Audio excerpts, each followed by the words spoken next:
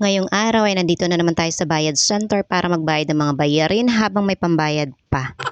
Isinama ko na rin si ate at sa bunso dahil balak namin bumili ng mga iilang gamit pang eskwela. Pero itong bunso ay gusto na daw niyang kumain. Ini-insist ko na uunahin muna namin mamili dahil uunti lang naman ang bibilhin namin. Mamili na kako siya ng tumbler. Dahil yung tumbler niya last year ay wala pang 2 buwan ay winala na. Abay ayaw at gusto kanya ang nasusunod. Eh hindi pwedeng sila ang nasusunod at ako ang tagasunod nila. Kaya ura-urada sinabi kong uuwi na kami. At hindi kami kakain. Sa bahay na lang kako sila kakain. Maraming kanin doon. Dumaan muna kami sa grocery store at pinaiwan ko si bunso at tatay niya sa parking. Bumili na ako ng lahat ng klase ng paper. At ayoko nang kung kailan naman gabi na, saka nagsasabi na kailangan nila kinabukasan. Wala nang bukas na tindahan sa gabi at kinabukasan ay sarado pa rin dahil sobrang aga pa nga naman. Isa din yan sa nagpapastress sa akin. Kumuha na rin ako ng iilang grocery items. At dinadamihan ko na itong evaporated milk dahil gamit na gamit ito sa bahay namin. Bali si ate lang isinama ko sa loob. Pero yung mag-ama na pinaiwan ko sa parking ay sumunod sa amin at pangiti-ngiti pa nga. Na parang nakikipag-peace offering. Lesson learned na nilang dalawa yon na hindi dapat pinag-iinit ang ulo ko. Bawal sa akin ang nagtatantrums. Dahil kapag ako ang nagtatantrums ay walang makakapigil sa akin kahit sino ka pa dyan.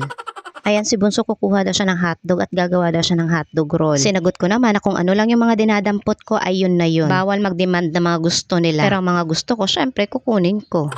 Katulad na lang nitong all-time favorite ko na sushi. Kung gusto naman nilang kumain yan ay wala namang problema sa akin. Ayaw ko lang talaga yung demanding at nagtatantrums. Pwede naman kasi talaga akong kausapin ng maayos. Halos sa lahat naman ng panahon ay binibigay ko sa kanila ang mga gusto nila. Pero ngayon, kailangan ko na magiging firm. At ayoko na pinapasunod nila ako sa mga kagustuhan nila sa buhay.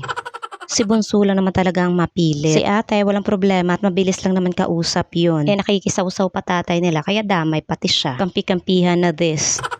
Chopsticks pa more. Hirap na hirap sa pagkuha. Masyado kasing close sa isa't isa. Pilit sumasama yung isa kahit hindi naman kinukuha. Pagkadating nga namin ay nagsaing agad sila at wala na palang kanin. Busog na ako at sila ay gutom pa. Yan talaga napapala kapag kinukontra nila ang dragonang ina. Habang kumakain kami ni ate, nasa tabi naman yung dalawa at nananahimik. Napagtanto na siguro nila na sa susunod ay dapat susunod na lang sila sa akin.